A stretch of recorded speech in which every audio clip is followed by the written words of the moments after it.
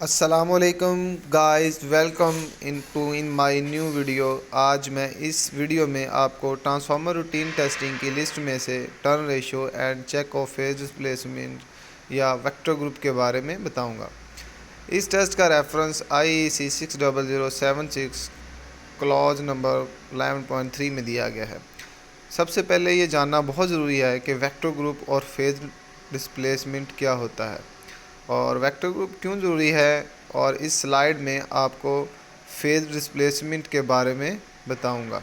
Vector group testing is done to ensure the parallel operation and phase displacement between LV and HV winding of three-phase transformer that connected in power system. There are various ways to connecting three-phase transformer with phase shift of 0 to 30 and 180 degree.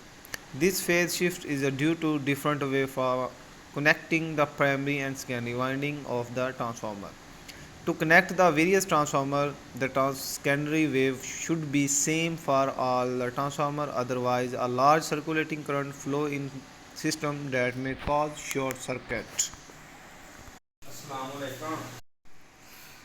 और इस पूरी slide में यही बताया गया है कि parallel operation के लिए सेम फेज डिस्प्लेसमेंट बहुत ज़रूरी है, because secondary wave shape is a different and due to circulating current will be increase and transformer will be burn. और अब बात करेंगे स्पेशली DYN11 वेक्टर ग्रुप पे, और बात करते हैं कि इसका क्या फ़ायदे हैं। The DYN11 winding vector group do not allow zero sequence current, commonly known as a earth fault current, to pass across the transformer. Basically DYN11 vector group जो है ये ज़ीरो सीक्वेंस करंट को गुजरने नहीं देता, जिसे हम अर्थ फॉल्ट करंट के नाम से जानते हैं, क्योंकि दोनों वाइंडिंग जो है वो सेपरेट होती हैं। YN साइड जो है उसमें स्टार कनेक्टेड होती है, तो उसमें से अगर कोई सेकेंडरी साइड पे फॉल्ट आता है तो उसमें करंट फ्लो करता है, तो न्यूट्रल के थ्रू जो है वो ग्राउंड हो जाता है। DYN11 वेक्टर ग्रुप का सबसे बड़ा फ़ायदा ये है, ये प्रोटेक्शन पर्पज़ के लिए भी ये कनेक्शन जो है वो यूज़ होते हैं और ट्रांसफार्मर को जो है वो बर्न होने से बचाते हैं। और अब हम बात करते हैं why required vector group. Basically vector group जो है वो हार्मोनिक्स की मिटिगेशन के लिए parallel operation, earth fault relay और type of non linear loads के लिए जो है वो वेक्टर ग्रुप लाजमी होता है जानना। तो इसीलिए इसका टेस्ट परफॉर्म किया जाता है। इस स्लाइड में चारों जो बहुत ही इम्पोर्टेंट चीज़ें हैं इसके बारे में डिस्क्राइब किया गया है, आप खुद भी रीड कर सकते हैं। इस स्लाइड में आपको नज़र आ रहा होगा DYN11 के D जो है वो हाई वोल्टेज यानी कि डेल्टा साइड को रिप्रेजेंट कर रहा है। इसी तरह जो लो वैल्यू है, लो वोल्टेज साइड को Y जो है स्मॉल y शो कर रहा है सेकेंडरी कनेक्शन को, और N न्यूट्रल को, और 11 जो है वो फेस डिस्प्लेसमेंट को कि कनेक्शन HT और LT कनेक्शन का जो आपस में फेज डिस्प्लेसमेंट है वो 30 डिग्री फ्रॉम HT है LT के कनेक्शन से। तो इसमें जो D जो है हमेशा कैपिटल इसलिए लिया जाता है, जो भी इस लेटर सिंबल में कैपिटल लेटर यूज़ किया जाएगा उसे हम प्राइमरी वाइंडिंग कंसीडर। और अब जानते हैं हम वेक्टर के ज़रिए इस कनेक्शन को समझने की कोशिश करते हैं। सबसे ये जो पहली डायग्राम है इसमें मैंने कलर कोडिंग के साथ A, B और C फेज़, या आप कह सकते हैं रेड, येलो और ब्लू फेजेस को जो है वो दिखाया गया है।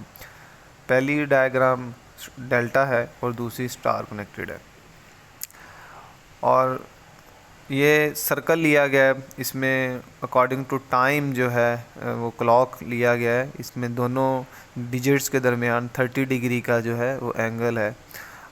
ये आप कर सकते हैं कि 12 आवर करेंगे, इसको आप डिवाइड करें तो 30 डिग्री का एंगल आता है। तो इसी तरह इन कनेक्शन को इस क्लॉक के अंदर रख दिया गया है। इस डायग्राम में आप देख सकते हैं कि 11 पे स्टार का एक साइड है और दूसरी जो है वो 12 पे, इन दोनों के दरमियान 30 डिग्री का जो है वो फेज़ एंगल बन रहा है, तो इसीलिए इनको D1 11 कहते हैं। अगर आप इसको बिल्कुल ऑपोजिट कर देंगे इसी स्लाइड को, तो ये D1 5 कनेक्शन।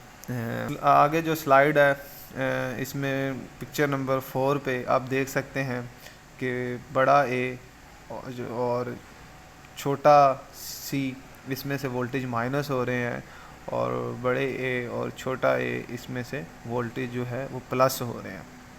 इसी तरह मुख्तलिफ जो है वो वेक्टर ड्रा। और अब बात करते हैं इस टेस्ट को परफॉर्म कैसे करना है। तो सबसे पहले हम बात करेंगे कनेक्शन पे। कनेक्शन में आपने इस डायग्राम के मुताबिक बड़ा ए और न्यूट्रल को जो है वो आपस में शॉर्ट कर लेना है। और आप देख सकते हैं इस डायग्राम में आपकी डेल्टा और स्टार साइड। तो जब अब 400 वोल्टेज जो है वो आपने इसको अप्लाई करने हैं HT साइड पे, और मेजरिंग जो है आपने करनी है बड़ा बी और छोटा ए के दरमियान, तो आपको मैक्सिमम वोल्टेज मिलेंगे। बड़ा सी और छोटे सी के दरमियान आपको मिनिमम वोल्टेज मिलेंगे। ये तकरीबन 8 से 9 वोल्ट का जो है वो डिफरेंस आता है प्लस माइनस में।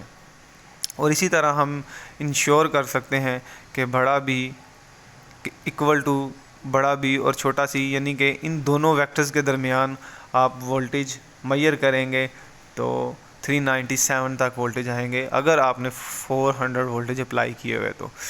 और इसी तरह बड़ा सी और छोटा बी और बड़ा सी और छोटा ए के दरमियान 406 वोल्टेज, यानी कि अगर आप सी और बी के दरमियान तब भी 406 आएंगे, और अगर आप सी और ए के दरमियान वोल्टेज मेजर करेंगे तब भी 406 वोल्टेज आएंगे। इसी तरह बड़ा ए और छोटा ए के दरमियान जो है वो 8.8 या 9 वोल्टेज तक जो है वोल्टेज आएंगे कर लिए जाएंगे होंगे। बड़े ए और छोटे ए के दरमियान 8.8 या 9 वोल्टेज आएंगे। तो आप कह सकते हैं कि ये कनेक्शन जो है वो D1 11 वेक्टर ग्रुप के हैं। और आगे मैं आपको वीडियो में प्रैक्टिकली परफॉर्म करके दिखाता हूँ कि कैसे आप इस टेस्ट को परफॉर्म कर सकते हैं। और इसके लिए आपको 3 फेस सप्लाई लाजमी दरकार होगी, और पावर एनालाइज़र जिस पे आप वोल्टेज फीड कर सकें। ये वैसे भी आप कर सकते हैं, लेकिन ट्रांसफार्मर टेस्टिंग लैब में ये चीज़ें जो हैं आसानी से अवेलेबल होती हैं, तो इसको परफॉर्म करना इस टेस्ट को बड़ा ही ईजी है।